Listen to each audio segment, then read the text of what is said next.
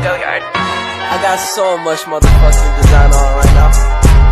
Break it down, bring it back, make it clap. I got 3 old thoughts, new guap, where that damn bitches on my line, and you know they come strapped. Assalamualaikum warahmatullahi wabarakatuh. Saya Sulistiawati. Di sini saya akan menjelaskan tentang perencanaan keuangan.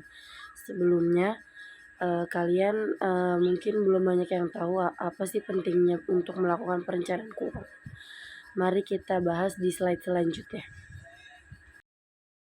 Ya, di sini saya akan menjelaskan tentang perencanaan keuangan.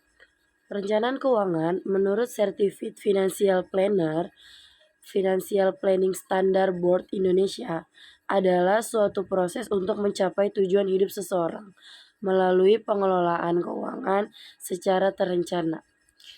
Dan perencanaan keuangan perusahaan sendiri memiliki definisi sebagai proses dan strategi yang perusahaan tempuh dalam mewujudkan tujuan bisnis melalui manajemen finansial.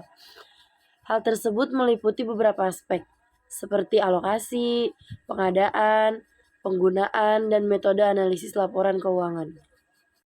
Di bagian overview perencanaan keuangan itu ada tujuan menggunakan proyeksi laporan keuangan dalam sales forecast. Yang pertama itu menilai kinerja karyawan, yang kedua memperkirakan dampak perubahan, yang ketiga mengantisipasi kebutuhan keuangan masa depan, dan yang keempat memperkirakan cash flow, kebutuhan modal, rencana yang maksimal. Kita masuk dalam rencana strategis. Di dalam rencana strategis ada beberapa bagian. Yang pertama ada ruang lingkup perusahaan. Ruang lingkup perusahaan menuju pada tujuan perusahaan, kemudian sasaran dan strategi. Dan di sini saya akan menjelaskan tentang ruang lingkup perusahaan. Ruang lingkup perusahaan mendefinisikan garis bisnis sebuah perusahaan dan wilayah geografis operasionalnya. Dan tujuan perusahaan itu menggambarkan filosofi umum dari bisnisnya, bukan sasaran operasionalnya. Yang ketiga, ada sasaran. Sasaran itu menentukan sasaran yang jelas untuk menentukan target spesifik. Yang keempat, ada strategi. Strategi dikembangkan untuk mencapai tujuan. Adapun 5 langkah financial planning. Yang pertama itu kita harus menghitung dana yang kita butuhkan. Yang kedua, melakukan proyeksi laporan keuangan. Yang ketiga, memonitor implementasi yang dilakukan. Yang keempat, manajemen sistem kompensasi berdasarkan kinerja. Dan yang kelima, memperkirakan sumber dana yang kita miliki. Ya, di sini kita masuk dalam forecast penjualan. Di sini ada grafik penjualan history microdrive. Dan di sini ada tingkatan-tingkatan dalam 5 tahun ke depan. Dan teknik untuk memperkirakan rentang tingkat pertumbuhan masa lalu biasanya dengan cara sederhana sampai dengan cara yang lebih kompleks. Umumnya dimulai dengan cara melihat catatan penjualan selama 5-10 tahun terakhir. Peramalan pertumbuhan tingkat penjualan di masa depan selalu dimulai dengan pertumbuhan di masa lalu. Ya, di sini ada contoh rata-rata pertumbuhan penjualan tahunan microdrive adalah 10,3%.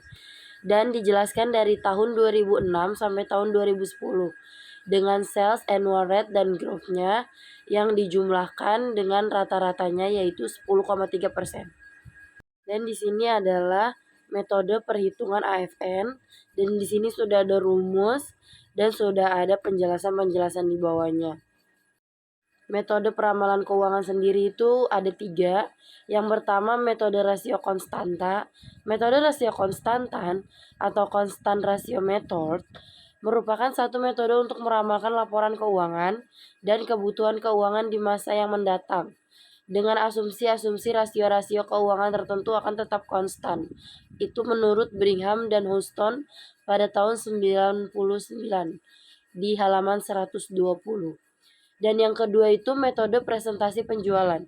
Metode presentasi penjualan suatu perkiraan tingkat biaya, aktiva atau kewajiban untuk periode waktu yang akan datang sebagai presentasi ramalan penjualan.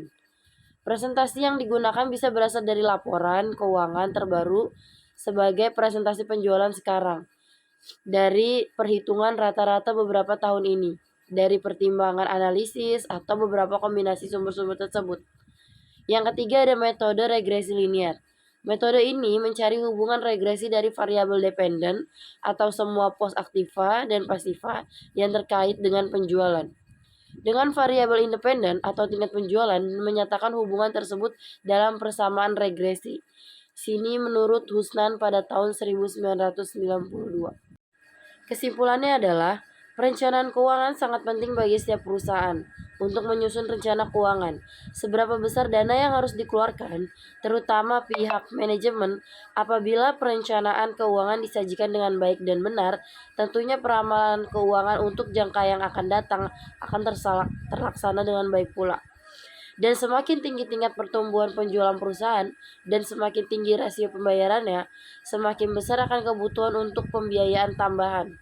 Manfaat terbesar dari metode peramalan laporan keuangan adalah penggunaannya dalam perencanaan untuk mengoptimalkan operasi dan dengan demikian meningkatkan nilai intrinsik perusahaan. Dan demikianlah presentasi laporan keuangan saya pada malam hari ini. Lebih kurangnya saya mohon maaf. Wabillahi taufiq wal hidayah. Wassalamualaikum warahmatullahi wabarakatuh. Terima kasih, happy watching.